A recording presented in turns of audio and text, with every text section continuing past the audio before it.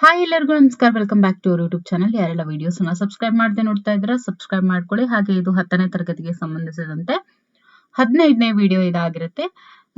ಇಲ್ಲಿ ಬಂದು ನಾವು ನಮ್ಮ ಪರಿಸರ ಈ ಒಂದು ಲೆಸನ್ ಬಗ್ಗೆ ನಾವು MCQs ನೋಡ್ತಾ ಹೋಗ್ತೀವಿ. ಮೊದಲನೇ ಪ್ರಶ್ನೆ, ಜೈವಿಕ ವಿಘಟನೆಯಾಗದ ವಸ್ತು ಯಾವುದು ಅಂತ ಕೇಳಿದರೆ ತರಕಾರಿ, ಕಾಗದ, ಪ್ರಾಣಿಗಳು, ಪ್ಲಾಸ್ಟಿಕ್. ಸರಿಯಾದಂತ ಉತ್ತರ ಏನು? ಪ್ಲಾಸ್ಟಿಕ್ ಜೈವಿಕ ವಿಘಟನೆಯಾಗದಂತ ವಸ್ತು. ವಸ್ತುಗಳು ವಿಘಟನೆ ಆಗ್ಬೇಕು ಅಂತ ಅಂದ್ರೆ ಈ ಜೀವಿಗಳು ಅಗತ್ಯ ಅಂತ ಇದೆ. ಏನು? ಬ್ಯಾಕ್ಟೀರಿಯಾ ಮತ್ತು ಪೂತಿ ಜೀವಿಗಳು, ವೈರಸ್ ಮತ್ತು ಶೈವಲಗಳು, ಎಲ್ಲಾ ಏಕಕೋಶ ಜೀವಿಗಳು, ಕಂಟಕ ಚರ್ಮಿಗಳು ಅಂತ ಇದೆ. ಏನಿರ್ಬೇಕು?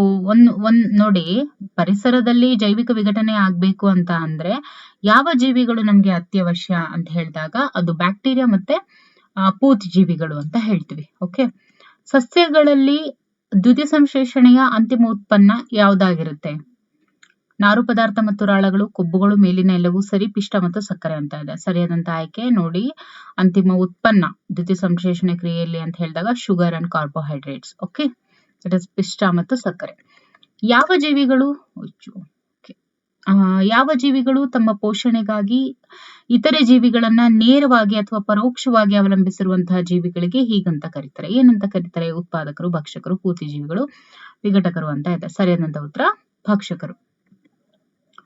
ಹುಲಿ, ಮಿಡತೆ, ಕಪ್ಪೆ, ಹಾವು. ನೋಡಿ, ಅಂದ್ರೆ ಹುಲ್ಲನ್ನ ಮಿಡತೆ ತಿನ್ನುತ್ತೆ, ಮಿಡತೆಯನ್ನ ಕಪ್ಪೆ ತಿನ್ನುತ್ತೆ, ಕಪ್ಪೆಯನ್ನ ಹಾವು ತಿನ್ನುತ್ತೆ, ಹಾವನ್ನ ಹದ್ದು ತಿನ್ನುತ್ತೆ. ಈ ಒಂದು ಆಹಾರ ಸರಪಳಿಯಲ್ಲಿ ದ್ವಿತೀಯ ಭಕ್ಷಕ ಅಂದ್ರೆ ಯಾವುದು ಅಂತ ಕೇಳಿದರೆ ದ್ವಿತೀಯ ಭಕ್ಷಕ.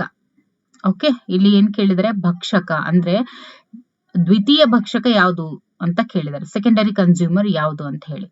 ಈಗ ನೋಡಿ, ಇವಾಗ ಹುಲ್ಲು ಏನಿದೆ ಇದು ಪ್ರೊಡ್ಯೂಸರ್, ಹಾಗಾದ್ರೆ ಇದನ್ನ ತಿನ್ನುವಂಥದ್ದು ಇದು ಪ್ರಥಮ ಭಕ್ಷಕ, ಮಿಡತೆ ಪ್ರಥಮ ಭಕ್ಷಕ.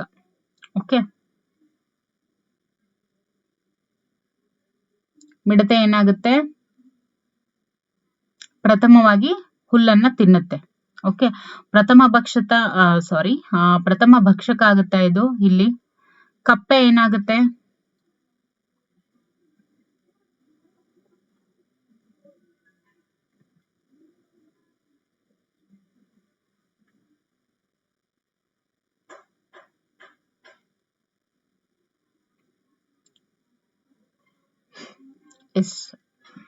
ನೋಡಿ, ಇಲ್ಲಿ ಹುಲ್ಲು, ಮಿಡತೆ, ಕಪ್ಪೆ, ಹಾವು ಅಂತ ಇದೆ.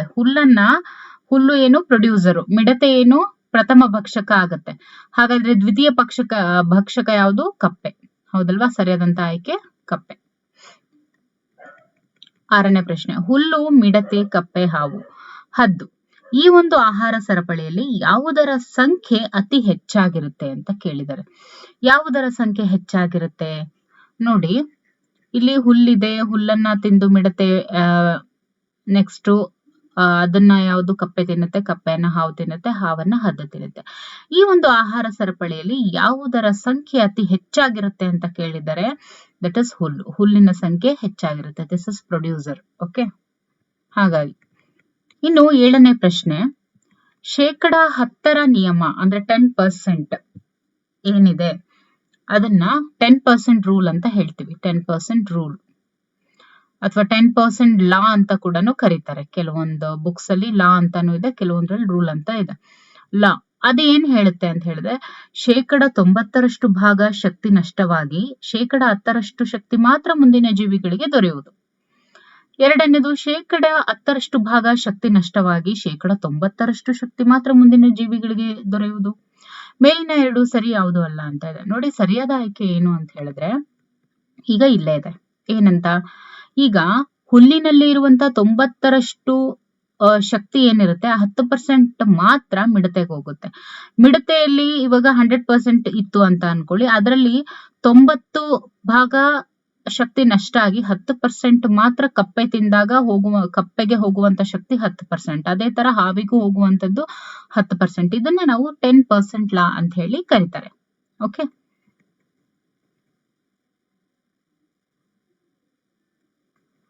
8ನೇ ಪ್ರಶ್ನೆ, ಪರಿಸರದಲ್ಲಿ ಶಕ್ತಿಯ ಹರಿವು ಯಾವಾಗ್ಲೂ ಚಕ್ರೀಯ ಚಲನೆಯಲ್ಲಿರುತ್ತೆ, ಪರಿವರ್ತಿತವಾಗಿರುತ್ತೆ, ಏಕಮುಖವಾಗಿರುತ್ತೆ, ಮೇಲಿನ ಯಾವುದು ಅಲ್ಲ ಅಂತ ಇದೆ. ಈಗ ಆಲ್ರೆಡಿ ಈ ಒಂದು ವಿಡಿಯೋಸ್ ಸೀರೀಸ್ ಯಾರ್ಯಾರೆಲ್ಲ ನೋಡ್ತಾ ಇದಾರೆ, ಈಗ ಈ ಪ್ರಶ್ನೆಗಳು ತುಂಬಾನೇ ಫೆಮಿಲಿಯರ್ ಅನ್ಸುತ್ತೆ. ಯಾಕೆಂದ್ರೆ ಕೆಲವೊಂದಷ್ಟು ಈಗ already 3rd, 4th, 5th, 6th ಯಾರೆಲ್ಲ ವಿಡಿಯೋಸ್ ಕಂಪ್ಲೀಟ್ ಮಾಡ್ಕೊಂಡು ಇವಾಗ 10th ಸ್ಟ್ಯಾಂಡರ್ಡ್ ನೋಡ್ತಾ ಇದ್ದೀರಾ, ಅದರಲ್ಲಿ ನಿಮ್ಗೆ ಇದೆಲ್ಲ ಅವನ್ ನೋಡಿದ್ರೆ ಇದು ವೆರಿ ಈಸಿ ಅಂತ ಅನ್ಸುತ್ತೆ. ಸೊ ನೋಡಿ, ಪರಿಸರದಲ್ಲಿ ಶಕ್ತಿಯ ಹರಿವು ಯಾವಾಗ್ಲೂ ಏನಾಗಿರುತ್ತೆ, ದಟ್ ಈಸ್ ಏಕಮುಖವಾಗಿ ಇರುತ್ತೆ. ಓಕೆ, ಯಾವ ರೀತಿ ಇವಾಗ ಶಕ್ತಿಯ ಹರಿವು ಯಾವಾಗ್ಲೂ ಏಕಮುಖವಾಗಿ ಇರುತ್ತೆ, ಮೀನ್ಸ್ ಒಂದೇ ತರ ಇರುತ್ತೆ ಅಂತ ನಾವ್ ಯಾವ ರೀತಿ ಹೇಳ್ಬೋದು? ನೋಡಿ, ಇವಾಗ ಇಲ್ಲೇ ಇದೆ 10% ನಿಯಮ ಅಂತ ಇದೆ. ಹಾಗಾದ್ರೆ ಪ್ರತಿಯೊಂದು ಜೀವಿ, ಇವಾಗ ಇದು ಪ್ರೊಡ್ಯೂಸರ್, ಇದು ಪ್ರೈಮರಿ ಕನ್ಸ್ಯೂಮರ್ ಆಗ್ಲಿ, ಇದು ಸೆಕೆಂಡರಿ ಕನ್ಸ್ಯೂಮರ್ ಆಗಿರುತ್ತೆ, ಇದು ಟರ್ಷರಿ ಕನ್ಸ್ಯೂಮರ್ ಆಗಿರುತ್ತೆ. ಬಟ್ ಇವು ಎಲ್ಲವಕ್ಕೂ ಕೂಡ ಪ್ರೊಡ್ಯೂಸರ್ ನ ಬಿಟ್ಟು ಇವು ಏನು ಕನ್ಸ್ಯೂಮರ್ಸ್ ಇದಾವೆ ಅವೆಲ್ಲವಕ್ಕೂ ಕೂಡ 10% ಮಾತ್ರನೇ ಏನಾಗುತ್ತೆ ಶಕ್ತಿ ಅನ್ನುವಂಥದ್ದು ಮುಂದಿನ ಒಂದು ಪೀಳಿಗೆ, ಮುಂದಿನ ಜೀವಿಗಳಿಗೆ ದೊರೆಯುವಂಥದ್ದು. ಅಂದ್ರೆ ಮಿಡತೆಗೂ 10%, ಕಪ್ಪೆಗೂ ಏನು ಅಂದ್ರೆ ಮಿಡತೆಯನ್ನ ತಿನ್ನುವಂತ ಕಪ್ಪೆಗೂ ಕೂಡ 10% ಮಾತ್ರ ಶಕ್ತಿ ದೊರೆಯುವಂಥದ್ದು, ಇನ್ನು 90% ಅಲ್ಲಿ ನಷ್ಟವಾಗಿರುತ್ತೆ. ಸೊ ಈ ರೀತಿ. ಹಾಗಾದ್ರೆ ಇಲ್ಲಿ ಏನಾಗಿರುತ್ತೆ, ಎಲ್ಲವಕ್ಕೂ 10% ಏನ್ ಹೇಳ್ತೀವಿ ಟ್ರಾನ್ಸ್ಫರ್ ಆಗೋದ್ರ ಮೂಲಕ ಅಲ್ಲಿ ಏಕಮುಖವಾಗಿರುತ್ತೆ. ಓಕೆ, ಒಂದೇ ರೀತಿಯ ಶಕ್ತಿಯ ಹರಿವು ಇರುತ್ತೆ ಅಂತ ಹೇಳ್ಬೋದು. ಓಕೆ, 9ನೇ ಪ್ರಶ್ನೆ, ಜೈವಿಕ ವಿಘಟನೆಗೆ ಒಳಗಾಗದ ಕೆಲವು ರಾಸಾಯನಿಕ ವಸ್ತುಗಳು ಗರಿಷ್ಠ ಸಾಂದ್ರತೆಯಲ್ಲಿ ಆಹಾರ ಸರಪಳಿಯ ಉನ್ನತ ಮಟ್ಟವನ್ನ ಆಕ್ರಮಿಸಿಕೊಳ್ಳುವ ವಿದ್ಯಮಾನಕ್ಕೆ ಹೀಗಂತ ಕರೀತಾರೆ. ಏನಂತ ಕರೀತಾರೆ? ದಟ್ ಇಸ್ ಜೈವಿಕ ಸಂವರ್ಧನೆ, ಬಯೋಮ್ಯಾಗ್ನಿಫಿಕೇಶನ್ ಅಂತ ಹೇಳ್ತೀವಿ. ಅಂದ್ರೇನು? ಜೈವಿಕ ವಿಘಟನೆಗೆ ಒಳಗಾಗದಂತಹ ಕೆಲವು ರಾಸಾಯನಿಕ ವಸ್ತುಗಳು, ಅಂದ್ರೆ ಗರಿಷ್ಠ ಸಾಂದ್ರತೆಯಲ್ಲಿ ಆಹಾರ ಸರಪಳಿಯ ಉನ್ನತ ಮಟ್ಟವನ್ನ ಆಕ್ರಮಿಸಿಕೊಳ್ಳುವ ವಿದ್ಯಮಾನಕ್ಕೆ ಹೀಗಂತಾರೆ. ನೋಡಿ, ಇದನ್ನ ಏನಂತ ಕರಿತೀವಿ ಅಂತ ಹೇಳಿದ್ರೆ, ಯಾವೆಲ್ಲ ಬಯೋಡಿಗ್ರೇಡಬಲ್ಗೆ ಒಳಗಾಗಲ್ಲ ಅಂತಹ ಕೆಲವು ರಾಸಾಯನಿಕ ವಸ್ತುಗಳು ಅಂತ ಹೇಳಿದ್ರೆ, ನೋಡಿ, ಕೆಲವೊಂದು ಟಾಕ್ಸಿಕ್ ಇರ್ತವೆ. ಅಂತ ಎಲಿಮೆಂಟ್ಸ್ ಏನಿರ್ತವೆ, ಮ್ಯಾಕ್ಸಿಮಮ್ ಡೆನ್ಸಿಟಿ ಏನ್ ಒಳಗೊಂಡಿರ್ತವೆ, ಅವು ಆಹಾರ ಸರಪಳಿಯ ಉನ್ನತ ಮಟ್ಟವನ್ನು ಆಕ್ರಮಿಸಿಕೊಳ್ಳುವ. ಹಾಗಾದ್ರೆ ಉನ್ನತ ಮಟ್ಟ ಅಂದ್ರೆ ಯಾವುದು? ಆಹಾರ ಸರಪಳಿಯ ಉನ್ನತ ಮಟ್ಟನೇ ಮನುಷ್ಯ. ಓಕೆ, ಅದನ್ನ ಆಕ್ರಮಿಸಿಕೊಳ್ಳುವಂತಹ ವಿದ್ಯಮಾನಕ್ಕೆ ನಾವು ಜೈವಿಕ ಸಂವರ್ಧನೆ ಅಂತ ಹೇಳ್ತೀವಿ. ಈಗ ಫಾರ್ ಎಕ್ಸಾಂಪಲ್ ನೋಡಿ, ಈಗ ನೋಡಿ, ಒಂದು ಕೊಚ್ಚೆಯಲ್ಲಿ ನೋಡಿ, ಈಗ ಕೆಲವೊಂದು ಡ್ಯಾಮ್ಸ್ ಇರುತ್ತೆ, ಡ್ಯಾಮ್ ಹತ್ರ ಎಲ್ಲ ಕೆಳಗಡೆ ಏನು ಹರಿತಾ ಇರ್ತಾವಲ್ವಾ, ಅಲ್ಲಿ ಏನು ನೀರಿನ ಲಭ್ಯತೆ ಇರುತ್ತೆ, ಅಲ್ಲೆಲ್ಲ ಕೆಲವರು ಏನ್ ಮಾಡ್ತಾರೆ, ಅದನ್ನು ಬಿಟ್ಬಿಡಿ, ಕೆಲವೊಂದು ಡ್ರೈನೇಜಸ್, ಬೆಂಗಳೂರು ಅಂತ ಕಡೆ ಎಲ್ಲ ಡ್ರೈನೇಜಸ್ ಅಲ್ಲೂ ಕೂಡ ಕೊರಿಯಂಡರ್ ಮೀನ್ಸ್ ಕೊತ್ತಂಬರಿ ಅವನ್ನೆಲ್ಲ ಬೆಳಿತಾರೆ. ಓಕೆ, ಅದನ್ನ ಸಾಕಷ್ಟು ಟಿವಿನಲ್ಲೂ ಕೂಡ ಎಲ್ಲರೂ ತೋರಿಸಿದ್ದಾರೆ. ಯಾರಾದ್ರೂ ನೋಡಿದ್ರೆ ಗೊತ್ತಿರುತ್ತೆ. ನೋಡಿ, ಅಂತ ಅಂದ್ರೆ ಕೊಳಚೆ ಪ್ರದೇಶದಲ್ಲಿ ಏನಾದ್ರೂ ತರಕಾರಿಗಳನ್ನ ಬೆಳೆದಾಗ, ಇವಾಗ ಅಲ್ಲಿ ಆ ಕೊಳಚೆ ಅಂತ ಅಂದ್ರೆ ಏನು, ಆ ನೀರಿಗೆ ಏನೇನೆಲ್ಲ ಹೋಗುತ್ತೆ, ಇವಾಗ ಹಾಸ್ಪಿಟಲ್ ವೇಸ್ಟ್ ಹೋಗಿರುತ್ತೆ, ಪ್ರತಿಯೊಂದು ಏನೇ ಒಂದು ವೇಸ್ಟ್ ಇದ್ರೂ ಅದು ಅಲ್ಲಿ ಹೋಗಿರುತ್ತೆ.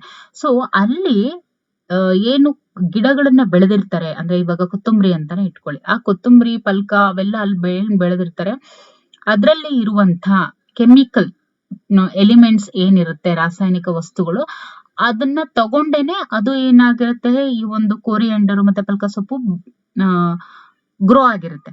ಸೊ ಅದು ಏನಾಗಿರುತ್ತೆ, ಅದ್ರೊಳಗಡೆ ಅಂದ್ರೆ ಬೈ ಡಿಫಾಲ್ಟ್ ಅದು ಒಂದು ಕೊರಿಯಂಡರ್ ಅಲ್ಲಿ ಮತ್ತೆ ಪಲ್ಕ ಸೊಪ್ಪಲ್ಲಿ ಅದಿರುತ್ತೆ. ಅದನ್ನ ತಿನ್ನುವಂತಹ ನಾವು ಮನುಷ್ಯರು ಏನಿದೀವಿ, ಅದು ನಮಗೆ ಬಂದು ಸೇರ್ಕೊಳ್ಳುತ್ತೆ, ಅಂದ್ರೆ ಉನ್ನತ ಮಟ್ಟವನ್ನ ಆಕ್ರಮಿಸಿಕೊಳ್ಳುತ್ತೆ. ಈ ಒಂದು ಫಿನಾಮಿನವನ್ನ ನಾವೇನಂತ ಕರಿತೀವಿ, ಬಯೋಮ್ಯಾಗ್ನಿಫಿಕೇಶನ್ ಮೀನ್ಸ್ ಜೈವಿಕ ಸಂವರ್ಧನೆ ಅಂತ ಹೇಳ್ತೀವಿ. ಅದಕ್ಕೋಸ್ಕರನೇ ತರಕಾರಿಯನ್ನ ಒಳ್ಳೆ ಪ್ರದೇಶದಲ್ಲಿ ಬೆಳೆದಿದ್ದಾಗ ಒಳ್ಳೆ ಪ್ರದೇಶದಲ್ಲಿ ಬೆಳೆಯೋದ್ರಿಂದ ಏನಾಗುತ್ತೆ ಅಂದ್ರೆ, ಆ ರೀತಿ ಬೆಳೆದಿರೋವನ್ನ ನಾವು ಸೇವಿಸಿದಾಗ ಏನಾಗುತ್ತೆ, ಆರೋಗ್ಯಕ್ಕೆ ಒಳ್ಳೇದು ಅಂತ ಹೇಳ್ತೀವಿ. ಓಕೆ, ದೊಡ್ಡ ಮೆಗಾ ಸಿಟೀಸ್ ಅಲ್ಲಿ ಅದು ಇವಾಗ ಏನಾಗ್ಬಿಟ್ಟಿದೆ, ಸರ್ವೇ ಸಾಮಾನ್ಯ ಆಗ್ಬಿಟ್ಟಿದೆ. ಆ ರೀತಿ ಎಲ್ಲಿ ಸಿಗುತ್ತೋ ಅಂದ್ರೆ ಅಂತಂತ ಪ್ಲೇಸಸ್ ಅಲ್ಲೆಲ್ಲ ತರಕಾರಿಗಳು ಇವತ್ತಿನ ದಿನ ಎಲ್ಲ ಬೆಳಿತಾ ಇದ್ದಾರೆ. ಬಟ್ ಎಲ್ಲರೂ ಹಾಗೆ ಇರಲ್ಲ. ಓಕೆ, 10ನೇ ಪ್ರಶ್ನೆ, ಅಂದ್ರೆ ಇವಾಗ ಜೈವಿಕ ಸಂವರ್ಧನೆ ಅಂದ್ರೆ ಏನು ಅಂತ ಅರ್ಥ ಆಗಿದೆ ಅಲ್ವಾ? ಅಷ್ಟು ಸಾಕು. ಅರ್ಥ ಆಗಿದೆ ಕಮೆಂಟ್ ಅಲ್ಲಿ ತಿಳಿಸಿ, ಅರ್ಥ ಆಗದೆ ಇರೋರಿಗೆ. ಅರ್ಥ ಆಗಿರೋರ್ಗೆ ಅರ್ಥ ಆಗದೆ ಇರೋರ್ಗೆ ಇಬ್ರಿಗೂ ಬಂತು. Okay, ozone ಅಣುಸೂತ್ರ. 10ನೇ ಪ್ರಶ್ನೆ, ಓಝೋನ್ ಅಣುಸೂತ್ರ. ಓಝೋನ್ ನಾವೇನಂತ ಕರಿತೀವಿ? ದಟ್ ಇಸ್ O3 ಅಲ್ವಾ? So that B is the right answer.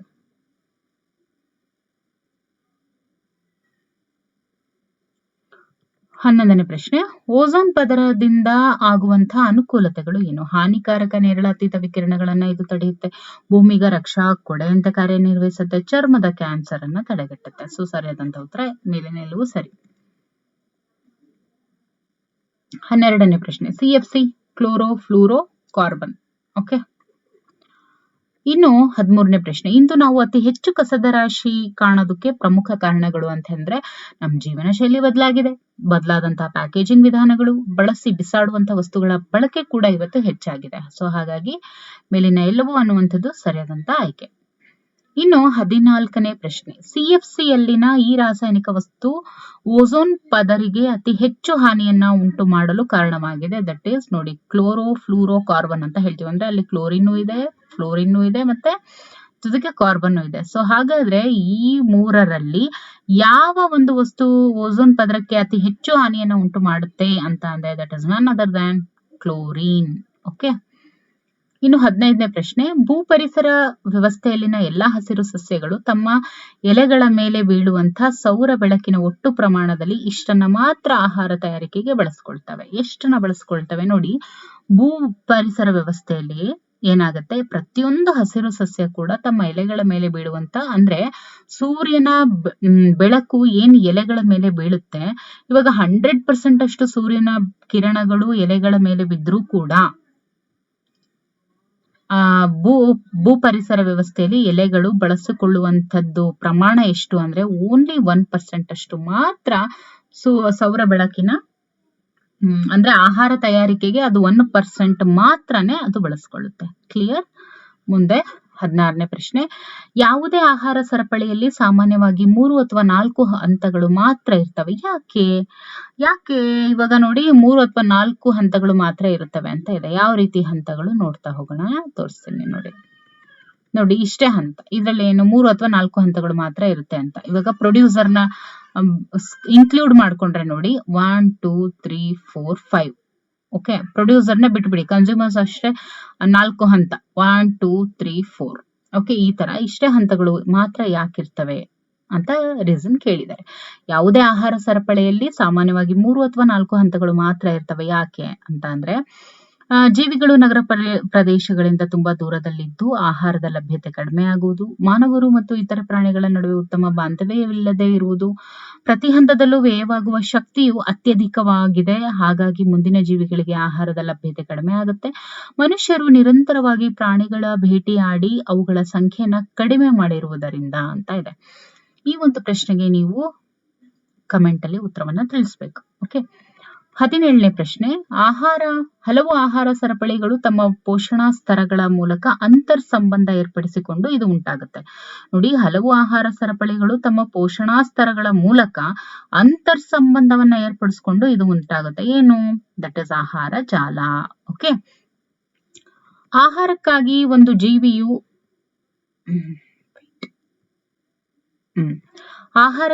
ಒಂದು ಜೀವಿಯು ಇನ್ನೊಂದು ಜೀವಿಯನ್ನ ತಿಂದಾಗ ಉಂಟಾಗುವಂತಹ ಸರಳ ರೂಪದ ವ್ಯವಸ್ಥೆಗೆ ಈ ಹೆಸರಿದೆ. ಏನು? ಆಹಾರ ಸರಪಳಿ, ಆಹಾರ ಜಾಲ, ಪೋಷಣಾ ಸ್ತರಗಳು, ಮೇಲಿನ ಎಲ್ಲವೂ ಅಂತ ಇದೆ. ಸರಿಯಾದಂತ ಆಯ್ಕೆ ಏನು? ಆಹಾರ ಸರಪಳಿ. ಅಂದ್ರೆ ಆಹಾರಕ್ಕೋಸ್ಕರ ಒಂದು ಜೀವಿ ಇನ್ನೊಂದು ಜೀವಿಯನ್ನ ತಿಂದಾಗ ಉಂಟಾಗುವಂತಹ ವ್ಯವಸ್ಥೆಯನ್ನೇ ನಾವು ಆಹಾರ ಸರಪಳಿ, ಫುಡ್ ಚೈನ್ ಅಂತ ಹೇಳಿ ಕರಿತೀವಿ. ಓಕೆ, ಸೊ ಈಗ 16ನೇ ಪ್ರಶ್ನೆಗೆ ನಿಮ್ಮ ಉತ್ತರ ಇದೆಲ್ಲ ಅರ್ಥ ಆಗಿದ್ರೆ, ಈ MCQs ಅರ್ಥ ಆಗಿದ್ರೆ ನಿಮ್ಗೆ ಈ ಒಂದು ಕಮೆಂಟ್ ಮಾಡ್ತೀರಾ ಸರಿಯಾಗಿ, ಅಂದ್ರೆ ಯಾವ ಒಂದು ಉತ್ತರ ಅಂತ ಹೇಳಿ ಕಮೆಂಟ್ ಅಲ್ಲಿ ತಿಳಿಸ್ತೀರಾ. ಓಕೆ,